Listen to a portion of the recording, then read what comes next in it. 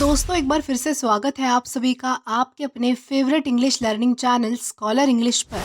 मेरा नाम है दीपिका कुमावत और मैं इस चैनल पर वेरियस कॉम्पिटिटिव एग्जाम्स के लिए इंग्लिश सब्जेक्ट टीच करती हूँ। तो दोस्तों आज के इस वीडियो में हम बात करने वाले हैं एक बहुत ही famous novelist, poet, essayist and short story writer के बारे में जिनका नाम है रस्किन बॉन्ड। तो चलिए वीडियो में आगे बढ़ते हैं और आज के इस वीडियो के थ्रू हम रस्किन बॉन्ड की बायोग्राफी जानेंगे। दोस्तों रस्किन बॉन्ड इनका जन्म जो है वो 19 मई 1934 Kasauli Punjab states agency British India में हुआ था, जो कि अब सोलन डिस्ट्रिक्ट हिमाचल प्रदेश में है। उनके पिता ऑब्रे बॉन्ड ब्रिटिश थे और उनकी माँ एडिथ इंडियन थी। उनके पिता ब्रिटिश आर्मी में सोल्जर थे और जब रस्किन बॉन्ड सिर्फ 10 साल के थे तब उनकी डेथ हो गई। इस चीज़ का बॉन्ड के जीवन पर बहुत गहरा प्रभाव पड़ा। इसके बाद बॉन्ड की जो माँ है वो अपने परिवार को लेकर दिल्ली आ गई, जहाँ उन्होंने अपना अधिकांश जीवन बिताया। बॉन्ड का जो बचपन है वो प्रकृति की सुंदरता और कम उम्र में अपने पिता के खोने की चुनौतियों से भरा हुआ था। प्रकृति पढ़ने और लिखने के प्रति उनका प्यार बचपन से ही शुरू हो गया था और उन्हें अक्सर किताबों और आसपास के माहौल में सुकून मिलता था। अब अगर बात करें बॉन्ड के एजुकेशन के बारे में, तो उन्होंने अपनी युवावस्था में कई स्कूलों से अपनी पढ़ाई की है, जैसे कि शिमलाज बाइशप कॉटन स्कूल। बाद में उन्होंने लॉरेटो कॉन्वेंट जो कि दार्जिलिंग में है वो स्कूल अटेंड किया। फिर सेंट जोसेफ्स कॉलेज नैनीताल भी वो गए। हालांकि एक टैलेंटेड स्टूडेंट होने के बावजूद उन्हें ट्रेडिशनल एकेडमिक्स में कोई इंटरेस्ट नहीं था, जबकि लिटरेचर एंड राइटिंग ने उन्हें हमेशा अट्रैक्ट किया है। अब अगर बात करें बॉन्ड के करियर के बारे में, तो उनका साहित्यिक करियर तब शुरू हुआ जब वो 1950 के दशक में अपनी राइटिंग की इच्छाओं को पूरा करने के लिए इंग्लैंड चले गए थे। उनका पहला novel the room on the roof 1956 में पब्लिश हुआ, जब वो सिर्फ महज 21 साल के थे।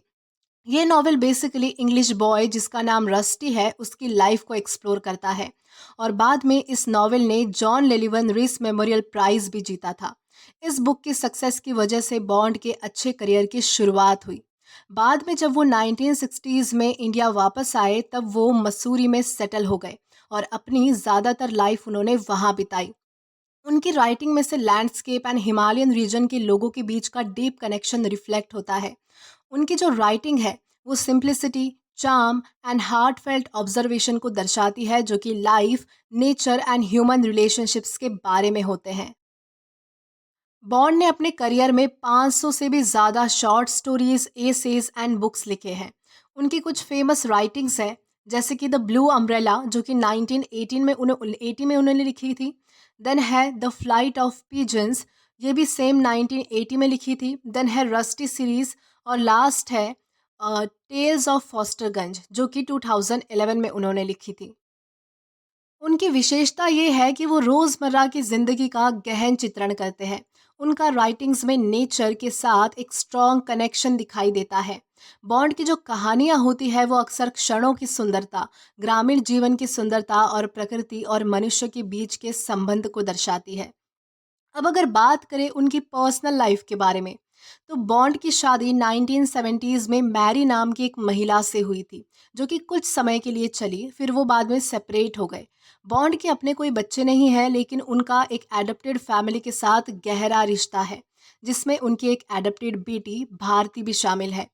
उन्हें अपना समय मसूरी के पास पहाड़ियों में पढ़ने, लिखने और घूमने में बिताना बहुत ज़्यादा पसंद है। रस्किन बॉन्ड को जानवरों से कितना ज़्यादा प्यार है ये उनकी स्टोरीज से पता चलता है। वो अक्सर अपनी कहानियों में जानवरों को कैरेक्टर के तौर पर लेते थे और उनकी ज़्यादातर stories hills, forest, river and wild life के इर्द गिर्द घूमती रहती थी। उन्हें कई सारे अवार्ड से भी सम्मानित किया गया है, जैसे कि पद्मश्री अवार्ड जो कि उन्हें 1999 में मिला था।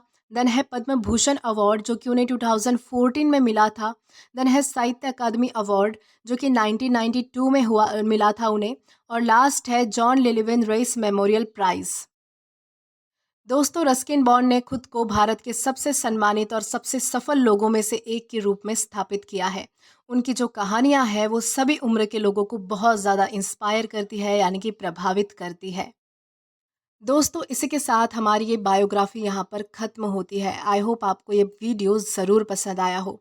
दोस्तों अगर आपने अभी तक हमारा टेलीग्राम चैनल जॉइन नहीं किया है तो टेलीग्राम पर English with Deepika Kumawat search करके या फिर डिस्क्रिप्शन में दिए गए लिंक के थ्रू डायरेक्ट आप हमारा टेलीग्राम चैनल जॉइन कर सकते हैं, ताकि आप वीडियो से रिलेटेड कभी भी कोई भी अपडेट मिस ना करें।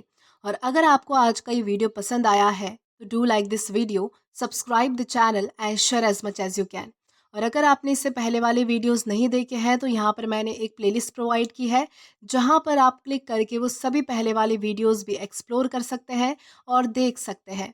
Till then keep learning. Thank you.